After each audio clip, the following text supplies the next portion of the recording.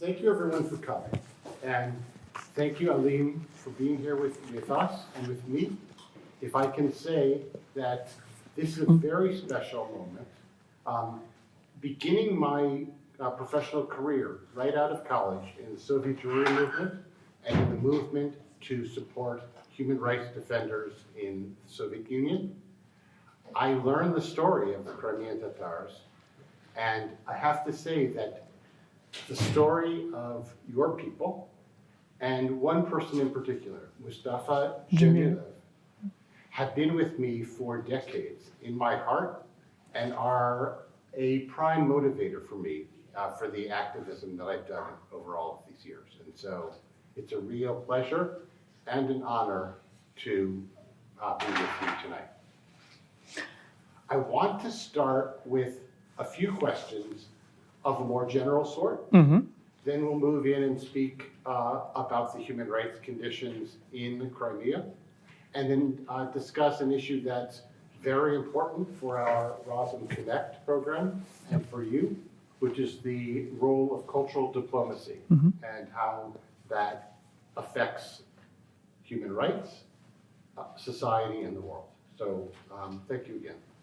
Thank you. I'm so happy to be here and to talk with you, because for me it's, when I come to different countries and speak with different people, for me it's important to be with my people and to talk and to feel the country through their lens, because you are the best ambassadors of Ukraine here in New York, but not only in New York, in the US.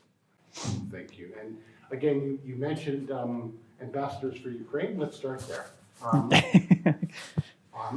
Before we get into the human rights issues, I would love you to share a few of your thoughts about how Crimean Tatar culture developed after 1991 in the independent Ukraine, and what was created by the culture in the years before the temporary occupation of Crimea. It's important question for understanding of Crimean Tatar movements after our returning to home, because the huge wave of returning of Crimean Tatars started in 1989, and it was returning for our land without any friends, without any relatives, without anyone. We came to Crimea, returned to Crimea, and we started to establish our own institutions. For example, in 1990, we established the Majlis of Crimean Tatar people. And also we re-established the Kurultai, like Parliament of Crimean Tatars, you know about it. And it gives the start to do more in different fields. During all of these times, the Majlis and Kurultai were the self-governance institutions and focused Crimean Tatars on political, social, cultural life. But also we had a few ways of establishing cultural institutions. We started from the Crimean Tatar Theatre and establishing of Crimean Tatar University in Simferopol. To be honest, the quality of this university and education of this university was different, but it was important political sign to have our own university. That's why, for example, these days when we reclaiming our voices, and I ask different universities worldwide to launch Crimean Tatar studies as a Ukrainian studies, or give more access for Crimean Tatars to study in particular in university, because during a long time, the vision about Crimea came from Moscow, came from Russia. And now we, as Ukrainians, as Crimean Tatars, now we reclaim this vision, and we started to focus through our lens. That's why it's important. And back to your question, in 90s, it was a process of theater, university, but and also important, it was a Crimean Tatar national dancing clubs, and it was a dancing and singing groups in mostly in traditional way. But next wave was in early. It was in millennium, in 2001, when Crimean Tatars established Crimean Tatar media holding with a radio, with a ATR TV channel, with supporting newspapers and magazines, and it was really a renaissance of Crimean Tatar culture. That's why all of these ways were crucial for our identity. But be honest, all of these activities we planned by ourselves, not unfortunately without Ukrainian state, for example. But in Crimea, we had a lot of friends. For example, Народный рух Украины, political movements who support Crimean Tatars as indigenous population of Crimea, but also support our agency. So you used the word "we" very frequently, and "us." And I'd like to, before we go on, ask you if you're able and willing to share with us what is the "I"? How did you and your family experience this renaissance of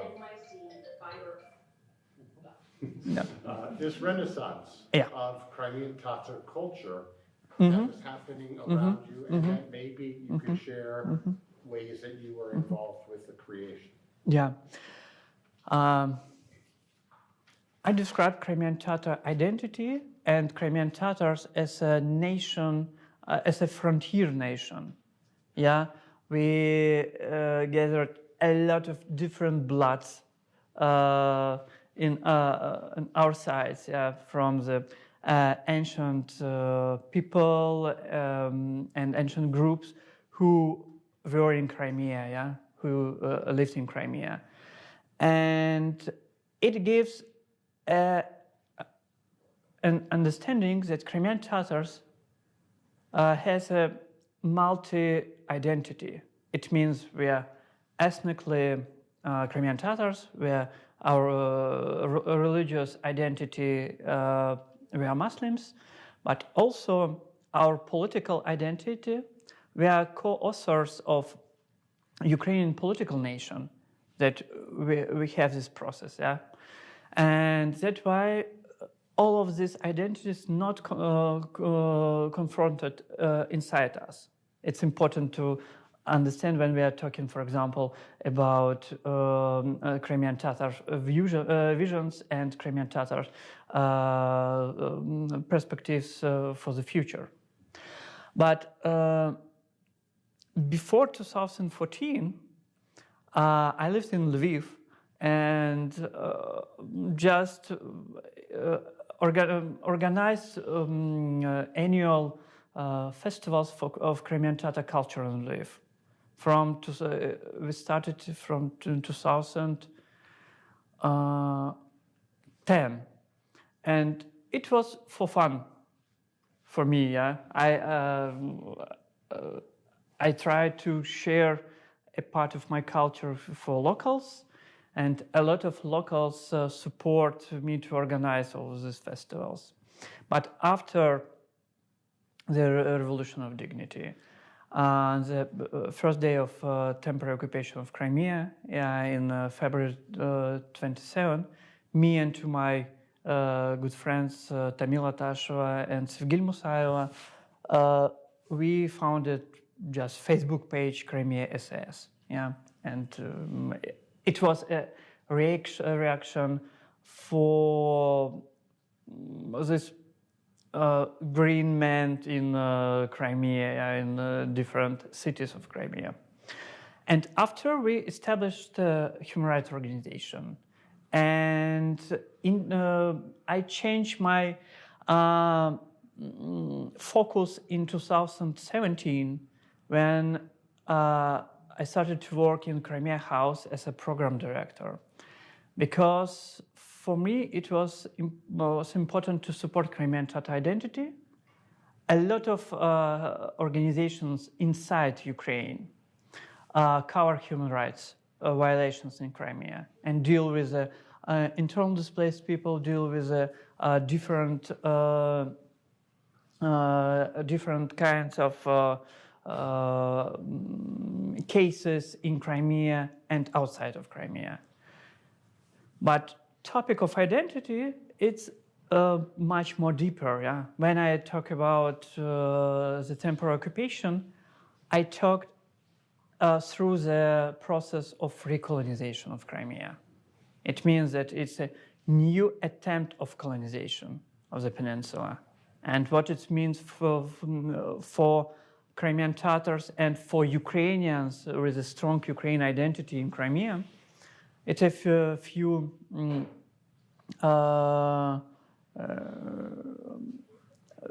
we have a few directions here. First, it's about militarization of consciousness. During these 12 years, from the touristic base, Crimea turned into a military base. Even this night, this moment, a lot of missiles and drones launching to another territories of Ukraine from Crimea. But we have another tendency. It's about militarization of consciousness. And here, important to talk about new generation, because Russia established at schools paramilitary institutions as Yunarmia or Отряд Первых that glorified Russian army and cult of war, but also train children. And for me, this sign that this war for Russia, it's a long-term war. Yeah, they prepare new generation to fight against their own country, against their own people, and it's one of the, as for me, it's one of the main problems and our homework here in outside of Crimea, because children and new generation after 5-10 years they will go to Russian army if occupation will be in the future. And one more, it's identity. Empires try every time trying to erode the identities of the people that does not fit into ideological paradigm. That's why they're trying to erode Ukrainian identity and, of course, Crimean Tatar identity in Crimea.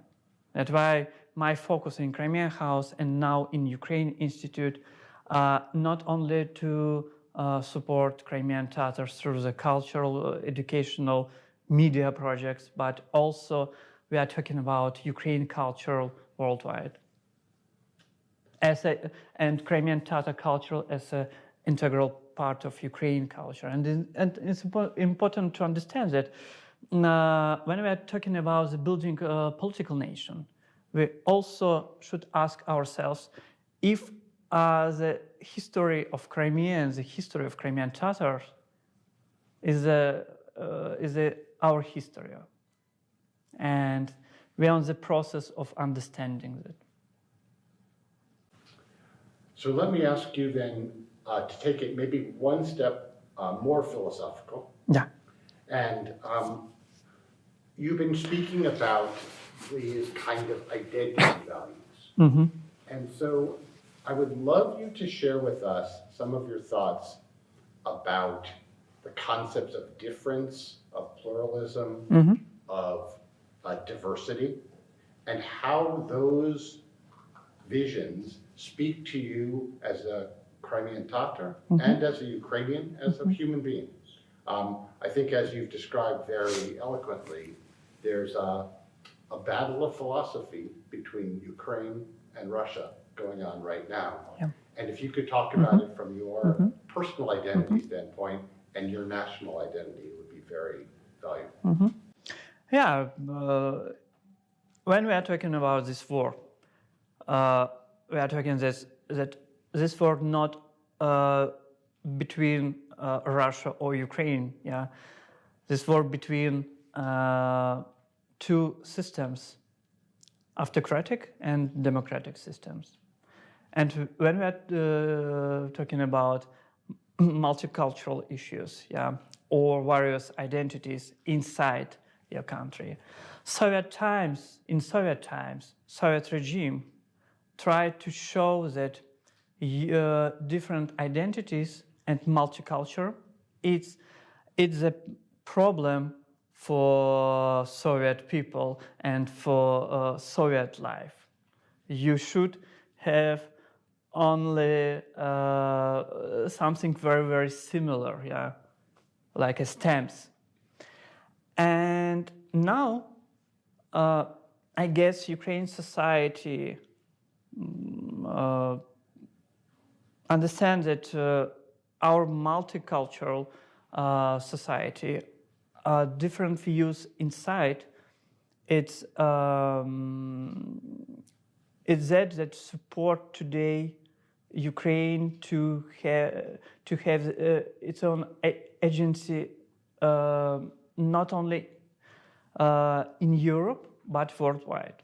For example, we are working a lot with Asia, Africa, Latin America, and we're trying to find the keys to lock the door of understanding in these countries. And for example, through the Crimean Tatar identity, I talked with the Indonesian society. But if we want to talk with Latin American countries, we can talk through indigenous people, through the topics of multiculturalism, etc., etc., etc. Yeah, that's why it's that topic that helps you to translate yourself for another societies. That's why, yeah, even now, I have, of course, different my different identities, professional identities, personal identity, and my circle in Kiev, not only in Kiev, at all in Ukraine, yeah, is the same circle, yeah. When we just charge each other through such identities. So again, I think we could talk about the identity issue all throughout the evening, and maybe we'll come back to it and think about what challenge it makes to Russia to have a successful country that is multifaceted on its border, living in peace, But let's move to the specific issues of human rights in Crimea, which is a topic that so many people care about and have not enough information. So can you give us all a report, like what's happening on the ground in Crimea to Crimean Tatar people trying to live as Crimean Tatars and as Ukrainians? Yeah, sure.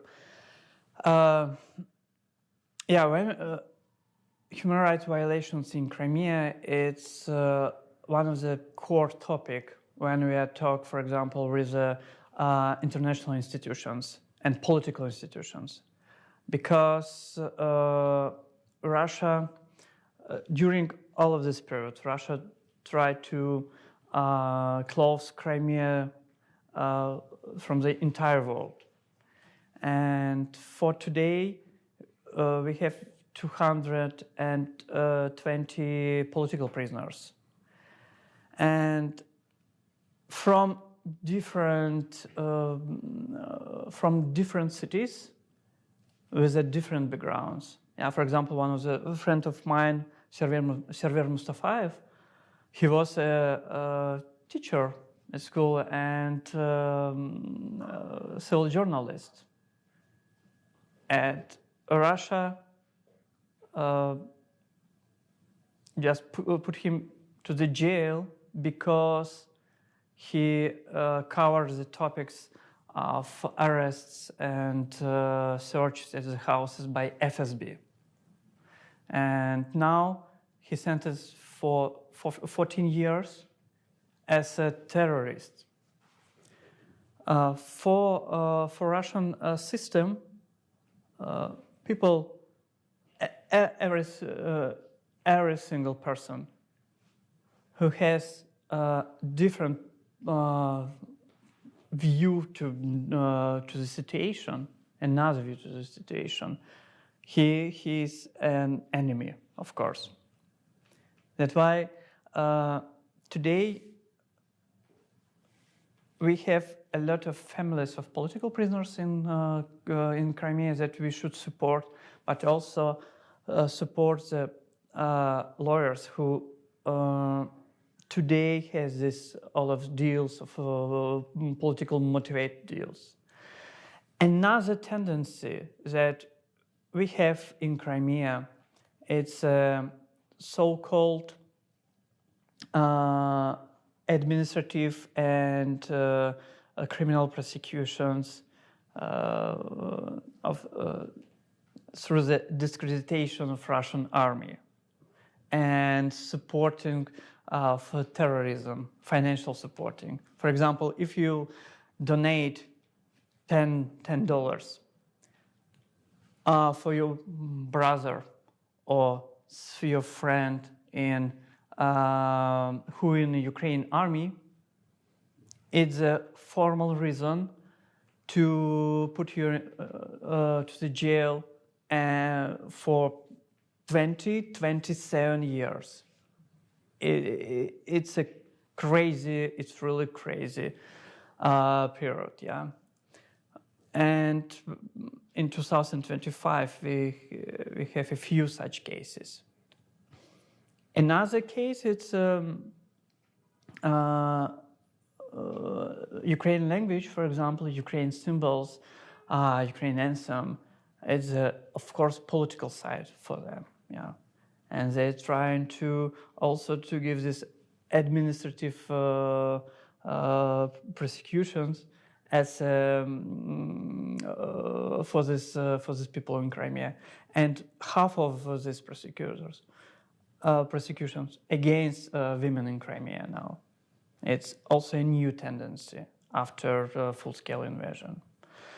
But for today, also when we are talking about human rights violations, we should talk about prisoners of war, about Ukrainian soldiers who in captivity in Russia. A lot of Crimean Tatars, Ukrainians from Crimea there, and we have this advocacy inside Ukraine, of course, about bringing them home. Yeah. It's remarkable, and I'll say again, as someone who worked on Soviet human rights cases, it is so painfully familiar. Again, what you're doing is tremendous. Can you talk to us a little bit more about, again, what you can share? Yeah. What are the methodologies of the human rights movement today to discover the truth about what's happening in Crimea, to be able to document it and know that it's reliable, and then to be able to share it with the world? Yeah, sure. And during all of this time, a dozen human rights organizations in Ukraine collect cases of human rights violations in Crimea. And it's important when these cases we send to criminal courts, international criminal courts. Because, for example, when we are talking about forcible mobilization of male population in temporary occupied territories, especially in Crimea, it's a war crime. And that's why we should focus also on these topics. For today, we haven't direct access to Crimea, of course. But in Crimea, we have a lot of brave people who cover these cases, who send these cases to human rights activists. And we even have institutions in Crimea as a Crimea Solidarity. Yeah, institutions that are established by the families of political prisoners, civil journalists and lawyers. And now they also cover all of these topics. Yeah. We have underground movements, partisan movements, yeah, like we heard about Yellow Ribbon or Zlavmavka movement. And it's also important to give this understanding that in Crimea, a lot of people who not only just seated and waiting for the occupation, but doing a lot for this occupation. I guess that we will know a lot of stories from Crimea after the occupation of the peninsula, because it's a brave people that do unbelievable activities inside Crimea. Yeah. So you're telling these stories. They're so powerful and so moving. You're here in the United States, and I'm curious to know what the reaction of American audiences are. They could be human rights activists, or they could be cultural people, or they could be people you meet on the street. When you use language about Russia, about decolonization, of imperialism, and how are these words and these explanations, how are they being understood by American audiences? Is it difficult? And what are your strategies to try to help people understand the Ukraine story and the Crimea story in a colonial context? Yeah. First of all, one of the strategy it's to talk about Crimea not only through trauma and not victimize Crimean Tatars, Ukrainians who in Crimea. But we should talk about Crimea through the added value to the world. Yeah. So through historical perspective, cultural, but also through the economic. That's important, for example, when we're talking with the people here in the US, and visions of future. Yeah, it's important way. Secondly, Crimea was a casus belli for full-scale invasion, and in this peace-dealing process that we have now, we should put Crimea in the frame. If we are not putting Crimea in the frame of this process, for me it means that it's about postponing the war. That this war will be on the shoulders of next generations. And it's also an important issue. Third, it's about a lot of people ask what Ukraine, for example, do for Crimea, for people in Crimea. We have a lot of homework. We should establish institutions in Kyiv, in another parts of Ukraine, that we will remove to Crimea, to Crimea after the occupation, because we should be prepared. Yeah, a lot of technical things. Yeah, for today, unfortunately, we have any ministry who in charge of occupied territories, and it's important to do, because it's not only about supporting internal displaced people or people or refugees from occupied territories, but first of all, it's about strategies. If you will have strategy, you can do more for me, yeah? So maybe let's look now at a question. It's a political question, a philosophical question, and a historical question.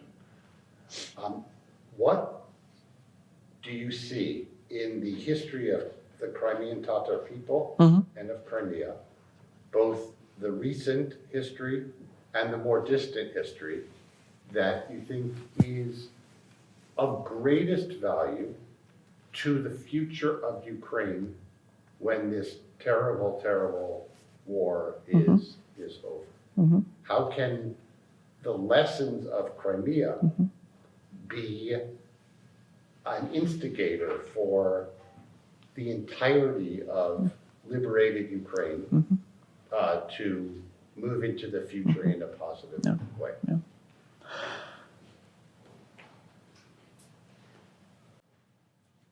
We use our history, and we learn our history and after we try to build our future. And Russia used the history to build the past. And for me, it's one of the crucial moments of this war. And when we talk about Crimea, for example, we'll talk about Crimea Khanate. How Crimea Khanate built infrastructure inside the state. And it's very interesting process we had there. For example, one of the main issue after the establishment of Crimea Khanate we had, it's it's like university, but it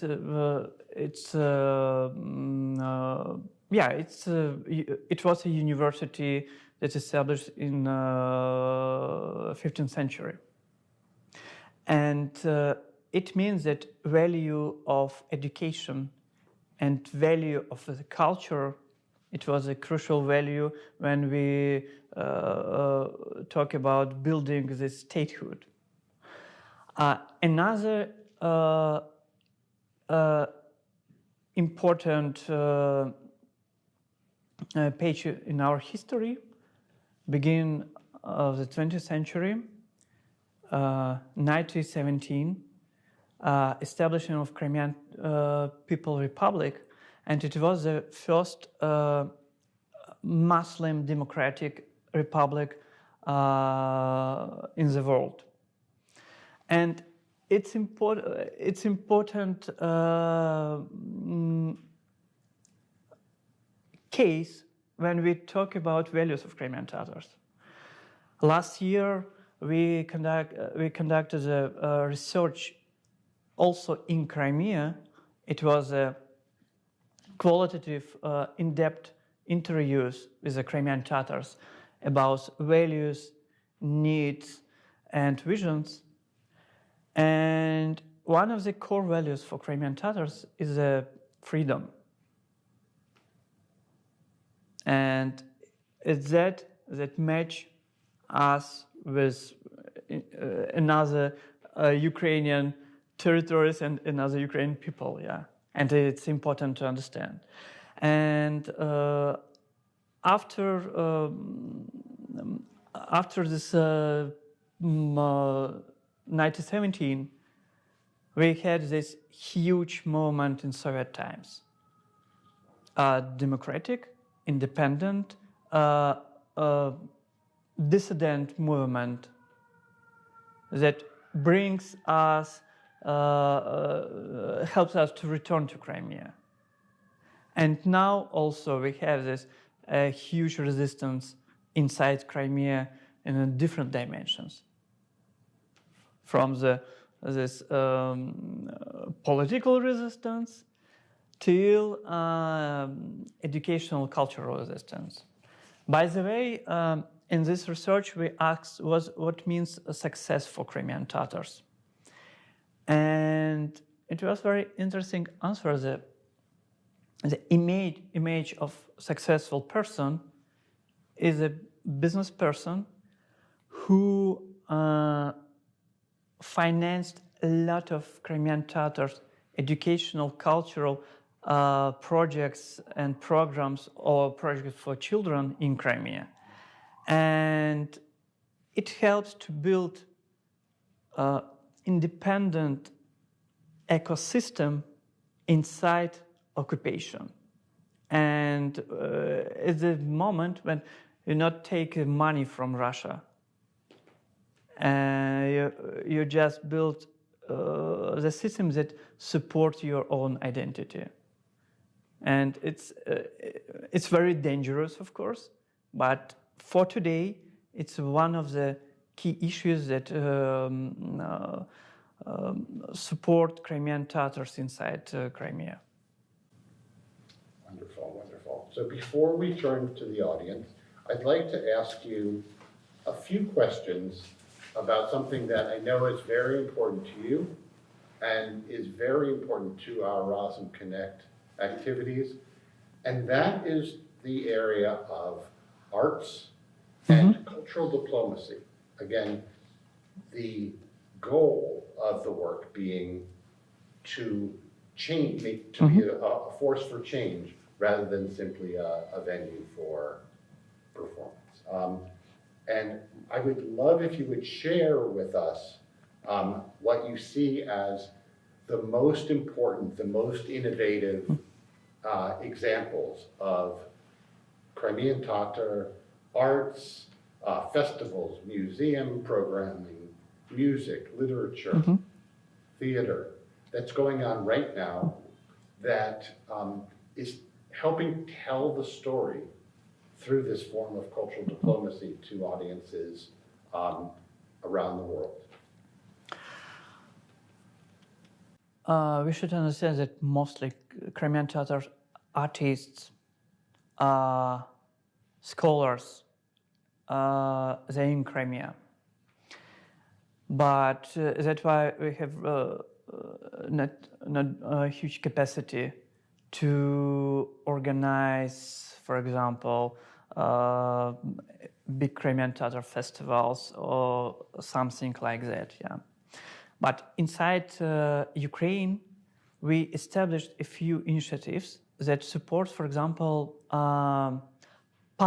intellectual public discourse about Crimea.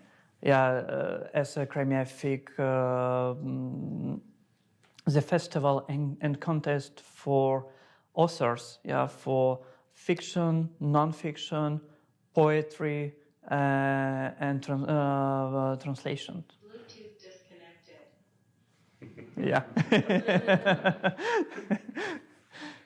And yeah, and such projects, you know, save this nearest between Ukraine, mainland of Ukraine, and Crimea.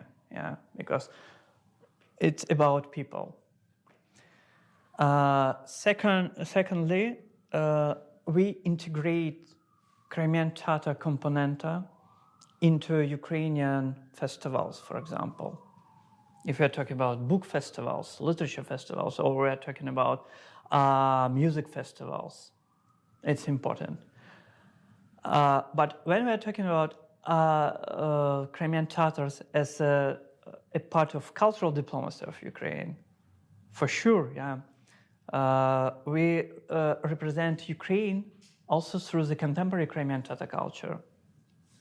Just a few months ago, we organized a project in Qatar, together with Qatar Opera House and Philharmonic Orchestra, and together with Ukrainian conductor Volodymyr Serenko and Jamala. And it was so complicated project, yeah. But this project with shows the diversity of Ukraine and shows the Crimean Tatar culture, contemporary Crimean Tatar culture. That's why we also supporting of production exhibitions. And this year we'll launch a big exhibition in Warsaw. We will start from Warsaw with Ukrainian and Crimean Tatar artists. And we will talk about Crimea through different perspectives, through the different and personal stories, but also different visions of Crimea. And one more, it's academia. Academia is important, a university important, because academia prepare the next elites in different universities. That's why through the Global Coalition for Ukrainian Studies, through the academic programs of Ukrainian Institute and language programs of Ukrainian Institute, we're trying to support programs that brings understanding of Ukraine much more better to the academic world. Yeah, that's why we support online courses, and maybe you know about this online course, Crimea History and People, in Udemy educational platform, or for example supporting Crimean Tatar voices during different conferences, yeah, or different festivals. It's also important issue when you represent your own country with a different Jewish, Crimean Tatar, Ukrainian voices, etc., etc., etc. So, before I ask the last question, I'm curious, you described some very compelling cultural diplomacy programs. And in any type of diplomacy, you have the intention of the diplomat, and then you have the response of the audience. And presumably most of the people you're presenting to are not Crimean Tatar, maybe don't know very much at all about it. And so can you tell us a little bit about what the reaction of the audiences have been of Ukrainians and of people from other parts of the world when they are presented with this new and beautiful artistic expression through your work? Frankly speaking, in Ukraine, we have a huge shift of understanding Crimean Tatar identity and Crimean Tatar culture from 2014. Now we have a lot of, not much to be honest, but a lot of projects that have this Crimean Tatar component inside. And now it's important understanding that Crimean Tatar culture is not only the Crimean Tatar cuisine, but also history, Crimean Tatar jazz, for example, or Crimean Tatar literature or filmmaking. Yeah. But internationally, it's the same. It's from the different audiences. But sometimes we open Ukrainian culture the first time, yeah. For example, for African societies or Latin American societies. And you should understand what the topic will be relevant for this particular audience. And after you just give a few options, and people and audience will choose what they want to see and what they want to try. That's why we're trying to combine, if we're talking about artistic programs, combine different projects and different spheres. But also we working a lot with the topics, for example, of human rights, or artists at the war, to show the current situation, but also important to show Ukraine that Ukraine is much more wider than only war. So I lied about the last question. I'm going to save the last question and ask the question Sure. before the last Yeah. question, which is one of the topics I think that is really in our minds here when we think about Ukraine and diversity is what is the perception of Ukraine in the broader public? It's a big challenge to make sure that they understand that Ukraine is not Russia. Yeah. It is not Russia. Yeah.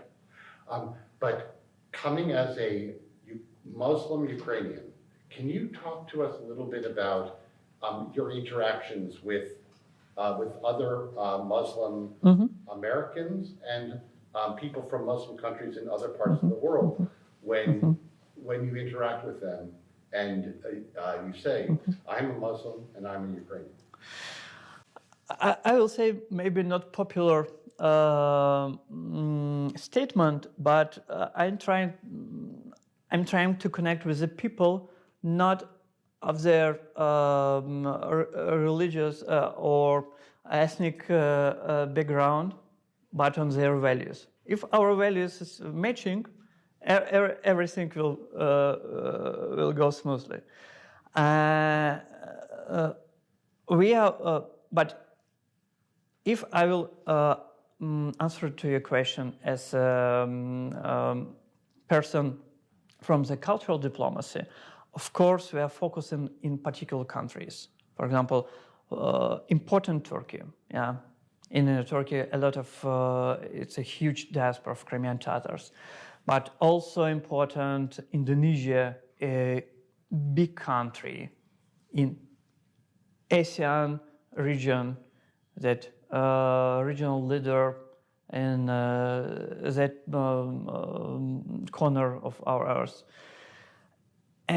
or with Qatar or Saudi Arabia.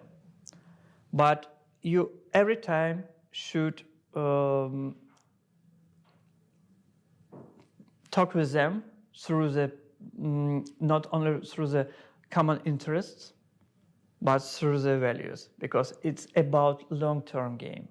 And that's why in every single society we're trying to find the local partners, not only to bring Dacha Bracha Ukrainian musicians with the concert, but to make collaborations with the local artists. It's very interesting because after these collaborations we have a new projects and new approach on this country. So now the actual final question. And to come back to something we've touched on a few times in this conversation. When we look at Crimean Tatar cultural activism, it can be seen, I think, I'll be interested in your view, as a form of resistance to Russia and to the war. And I'd like to end, before we move to questions from the audience, with what is your thinking of how we can strengthen this form of cultural resistance and help bring this to the battle against Russian imperialism in Ukraine? As I said before, first, from the understanding that Crimean Tatar culture as a Crimean Tatar history is a part of the history and culture of Ukraine. And when we are talking about promoting Ukraine, we also should put this component into promoting.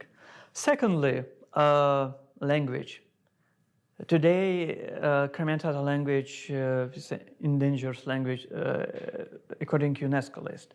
And for us, it's crucial to save, to preserve language. And when every single Ukrainian, or not only Ukrainian, will know 10, 50, 100 words in Crimean Tatar language, it also, push the language forward and support. And third, and it's our task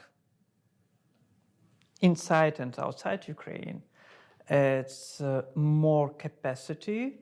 It's about more capacity and institutionalization of different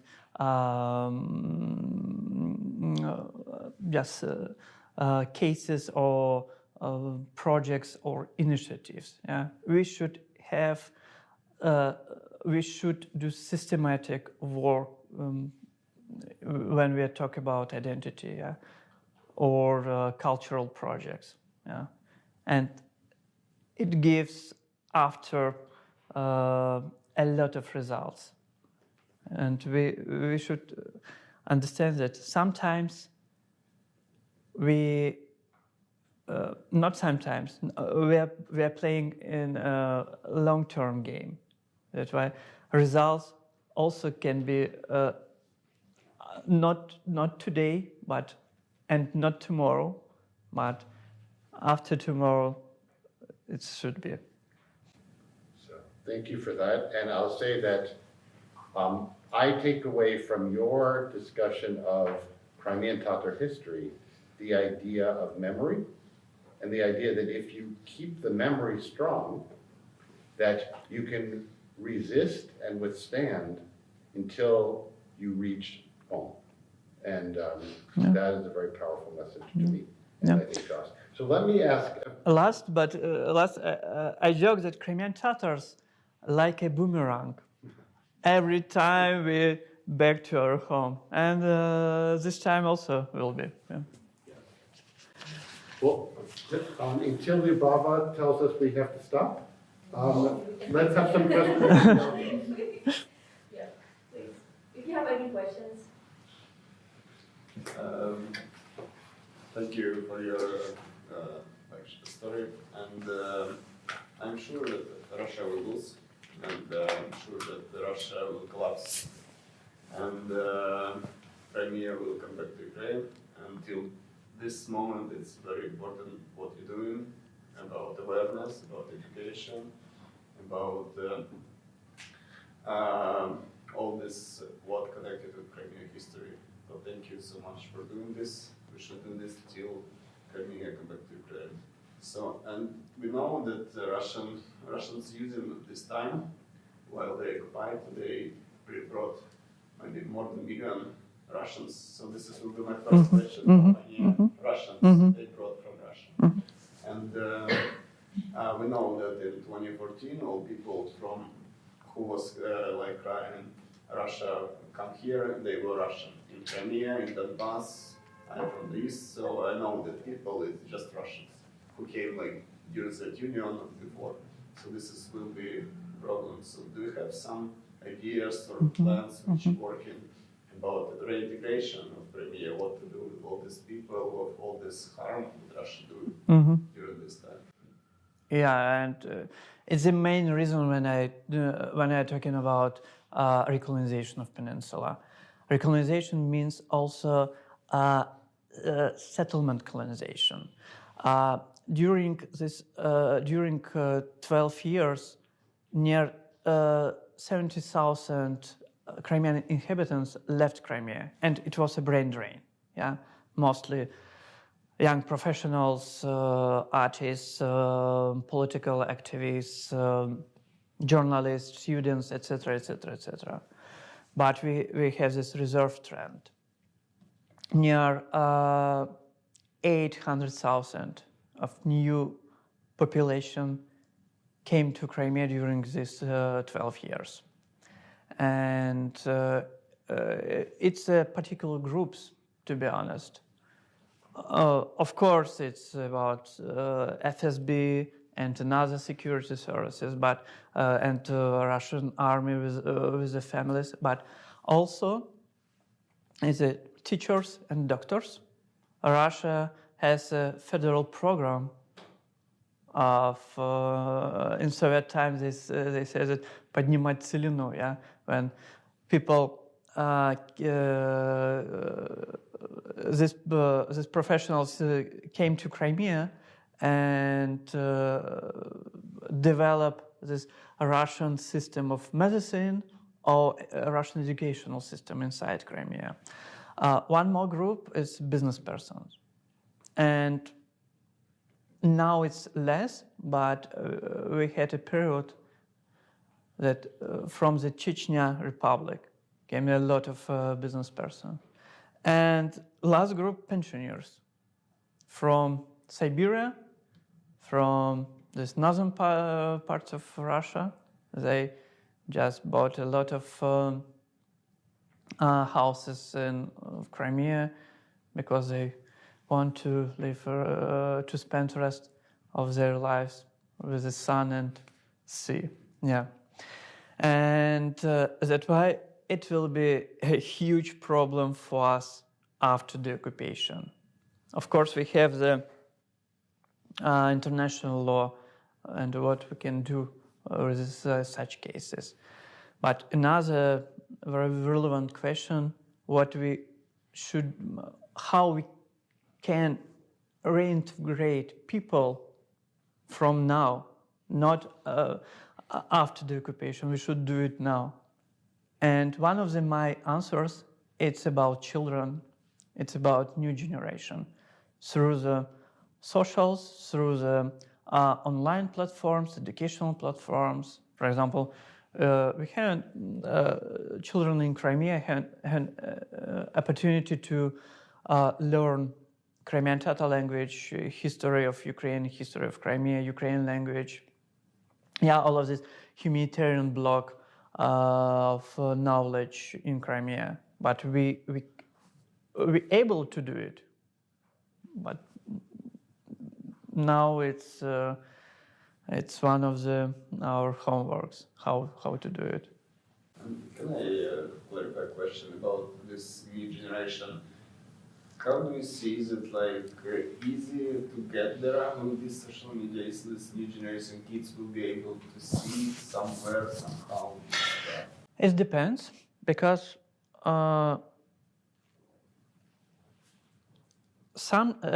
it depends from the family. If, like in Soviet times, at homes, parents said, look, let's do this one. Let's pay attention for this. It can work. But if you have pro-Russian views as in your family, and you also have pro-Russian views, it's not works. But through the socials, through the Instagram and TikTok especially, we can do it. Last year, Russia trying to block socials as WhatsApp messengers and try to develop Max. You know this Max social network, Russian, that collect all of this personal data and develop inside occupied territories, not only in Crimea, of course, but in Donetsk, Luhansk regions and the Zaporizhia, Kherson regions. Yeah. In the back. Yes, you. Thank you, Alim. Thank you. I'm also Crimean Tatar, for those who don't know. I wanted to talk about Alim with you and this wonderful, open-minded audience. A topic that's not been touched upon much. But before I do discuss that, I just wanted to mention to the questionnaire about where are the Crimean Tatar artists. And I remember this song by Bob Marley is, can you write a love song when you are in a strange land? So I think artists bloom at home. So, and they end up staying in Crimea, most of the artists. So I just wanted to just underline that. Yeah. But your questions were excellent, and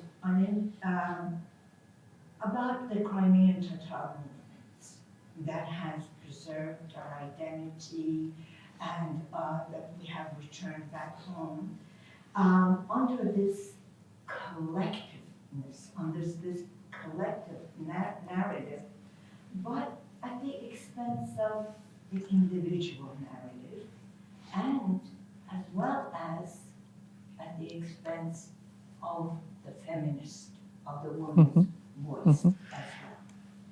But there is Crimean Tatar women are 50% of the Crimean Tatar population, and I have seen, if I may, just say that the generational difference between my mom and dad, which were the victims of the en masse deportation as young children, and I would say between the current generation of the 30s, 40-year-old men and women, have regressed. The generation of my parents took on less of a outside culture and were more indigenous in terms of the Crimean Tatar culture. I did after the occupation of Ukraine in 2022, I did a very sort of impromptu survey on Crimean Tatar women, the empowerment of Crimean Tatar women doing more. Because I noticed that the Ukrainian women during wartime roles that they would have never taken on. Sort of, shall we say, men's roles, if you will. And they went to the army, and they used a gun. There was this sense of an individual empowerment, taking control.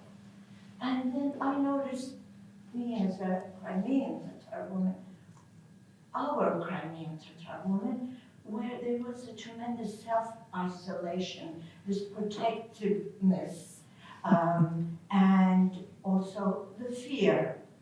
So together with the occupational fear and war and the protectiveness, women, there was not women out there in the public space. And so this crossover between individualism, that this collective narrative did not provide much for growth of individual narrative. And this recycling of our situation, our identity, I think sacrifices the tremendous creativity as Crimean Tatars. And, you know, your question was, you know, how can Crimean Tatar culture artists expand its audience? Well, as a Crimean Tatar woman, that expansion can be through individual creativity and expression, but not through the collective, because the collective is predictable and it's recycled. So, what is your situation, and how is this evolving within Crimean Tatar women in occupied Crimea in particular, as well as in mainland Ukraine, if you will? And if Sorry for the lengthy. Yeah, It's a thank you, very- It's a Alejandro. very important question, and Yeah, if I could add yeah, an additional yeah, one piece yeah. to it, that when you're answering our guest question, if you could also maybe mention what the gender ratio is in some of these cultural presentations, the Crimean fig poetry publication, and other things of that sort. Mostly female. Yeah, because I just give a few cases of Crimean Tatar female movement inside Crimean Tatar society, because it's important. When I talk about these democratic processes inside Crimean Tatars, it's also about female processes. Yeah. You remember when I talk about 1917, about Crimean National Republic. This republic had a constitution, and in this constitution, one of the articles gives the equal possibilities to vote and to be elected for men and women. And it was in 1917.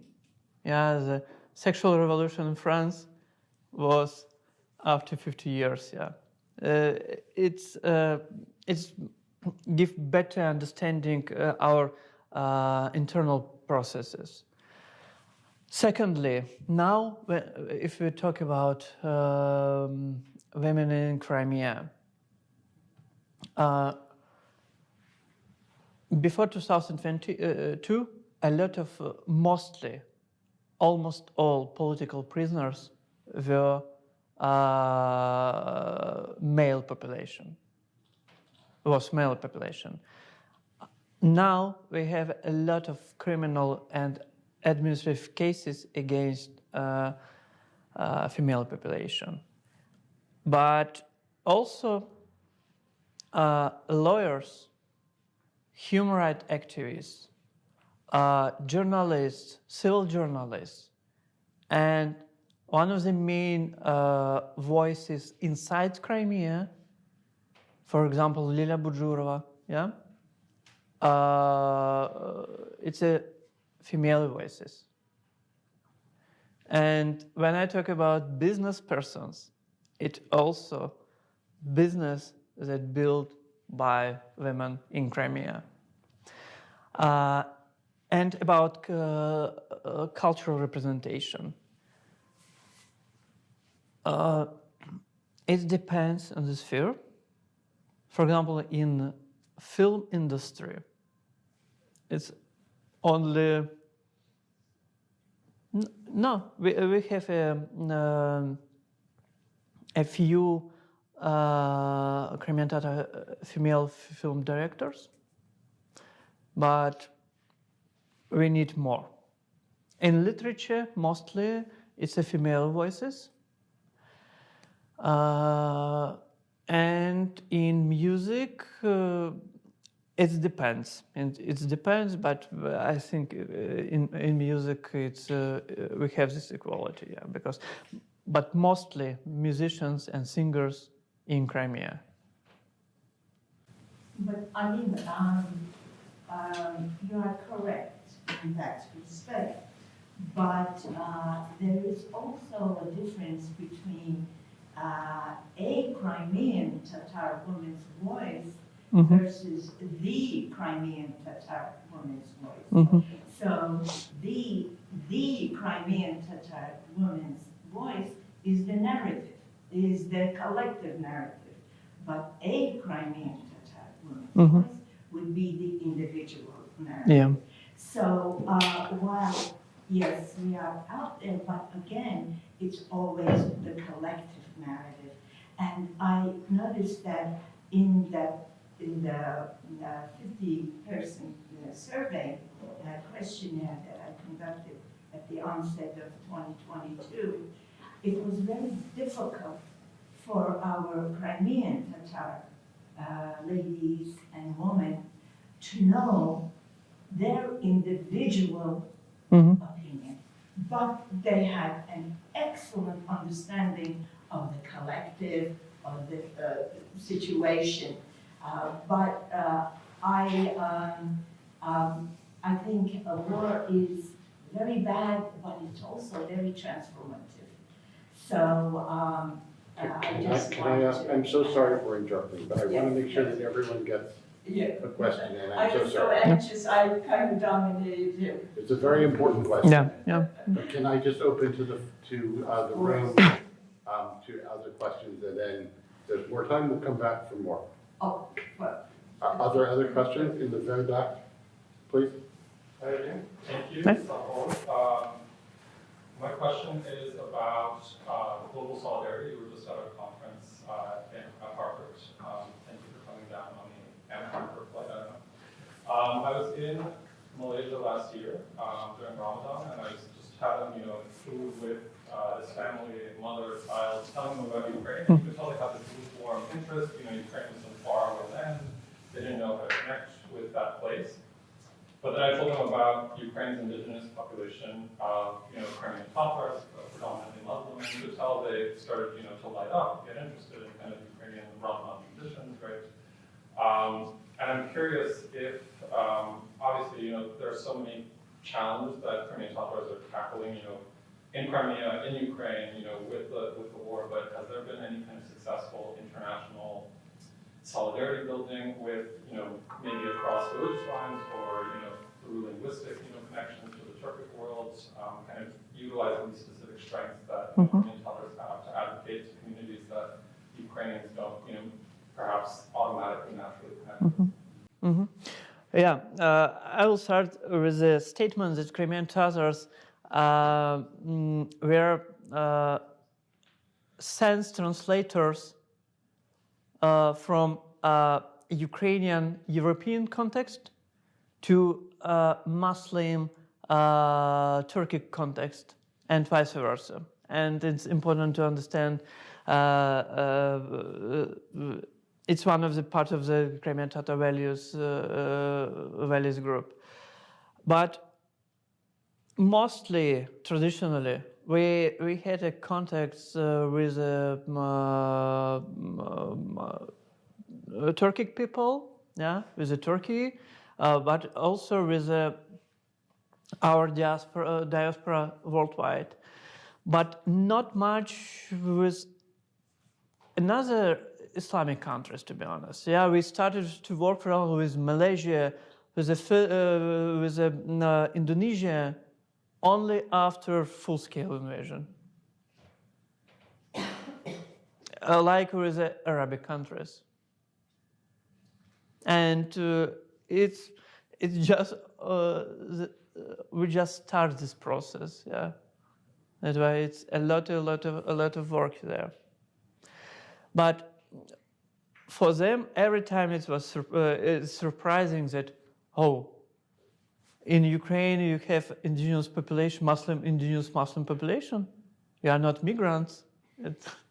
They say no, and after that, it's another, to be honest, another attitude to our processes and to our war, because a lot of times I heard that, wow, but Putin and Moscow is the best friends for Muslims, no? And when I started to explain that the first victim of this war was Rishat Ametov, who killed in March 2014, and he was a Muslim and Crimean Tatar. Such facts really change the perception to our war. But we only start this process of communication and with these societies. Other questions? Yes, right there. Thank you for an interesting presentation and conversation. Question to you, Alim, and maybe to the audience in the room. What's the best way to follow the information about cultural events in New York City, New York, in the US, on the Crimean Tatar topic, or which includes that topic? First question. And the second question, when you are talking to someone and you want to introduce them to Crimean Tatar culture, which names or songs or pieces of art you refer them to? Because the only thing I can remember is like Hayduz al-Karim, the most famous probably. But are there any more which you can refer to? Like in a short conversation, easy to remember, so people just remember and check it out later. Yeah, thank you. I think audience will help me to give the answer for the first question. I just say that the project that we designed inside the Ukrainian Institute, for example, for US audience, yeah, we can find in our socials on our website. But if we talk about, for example, also online projects, yeah, that we designed, we share it permanently, yeah, because we put this component, as I said, yeah, into our programs in film, literature, visual art, performing art, but. Yeah, and second question was about to share.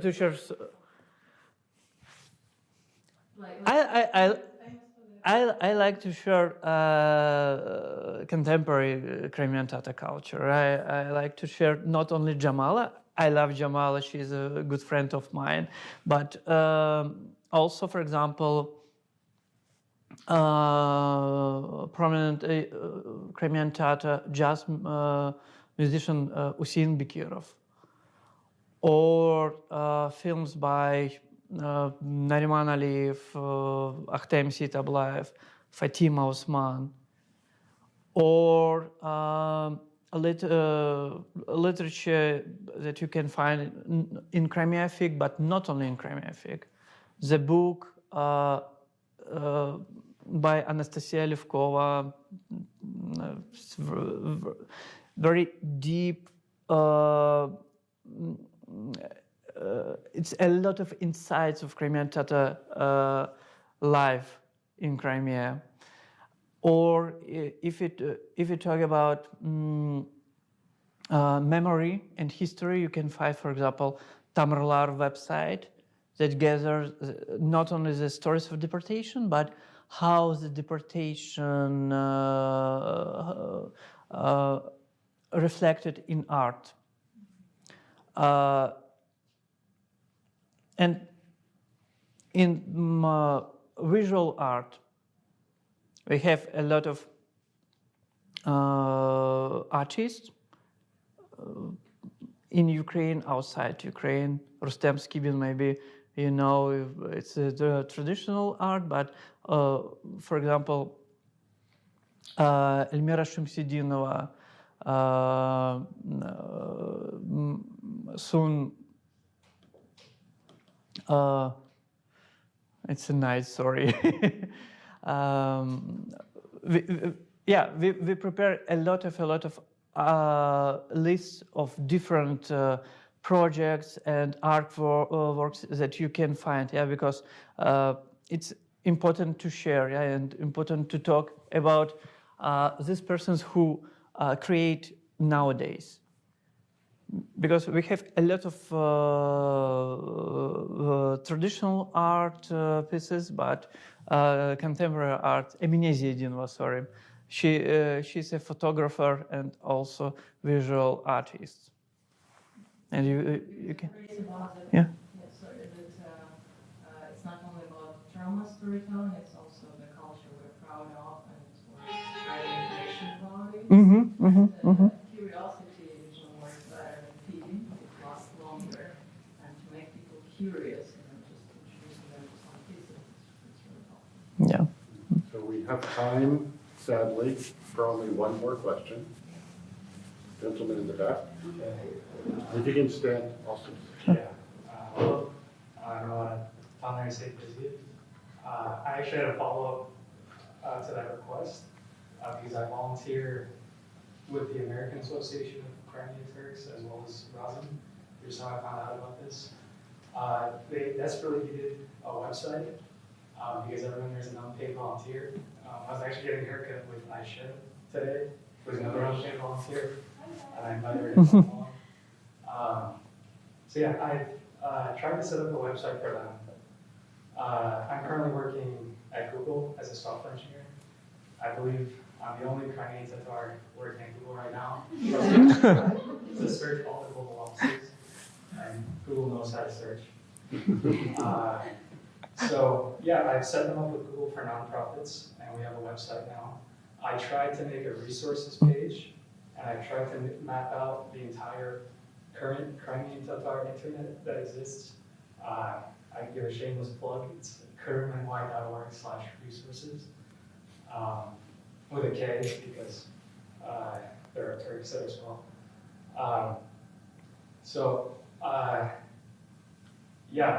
If you have anything that I can add there, please let me know. But I guess my question is, so Crimean Tatars are very resilient people, and there's this notion of returning home eventually. The concept of like Haitamar coming back. And despite all the waves of migration, many have tried to return, many have failed or have returned at a great cost. And so up until the occupation, the suggestion by, I guess, the Crimean Tatar leadership and like people like Mustafa Jamir have been to come back to Crimea and resist occupation back home. But now with the war and the occupation, increasingly has become like move elsewhere and try to help from afar. So I guess my question to you, Alim, is what is your take on this strategy? Do you suggest Crimean Tatars to try to return, or would you suggest them to try to help from abroad? A return for sure.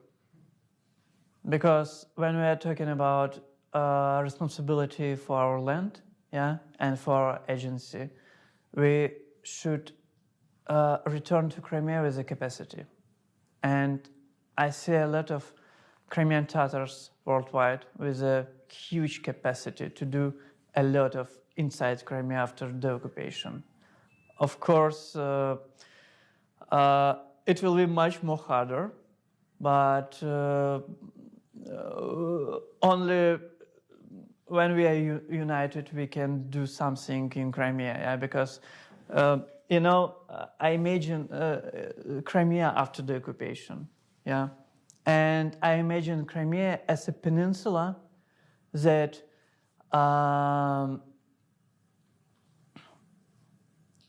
were born in new senses, not only for Ukraine but for entire world. And we should be there and should help to burn the senses.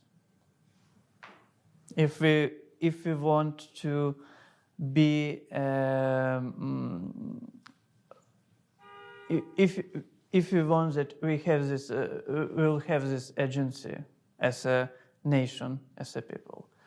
But what important not to do, not divide Crimean Tatars that live in Crimea, that live in Kiev, that live in New York City, etc., etc., etc. Yeah, it's a wrong way.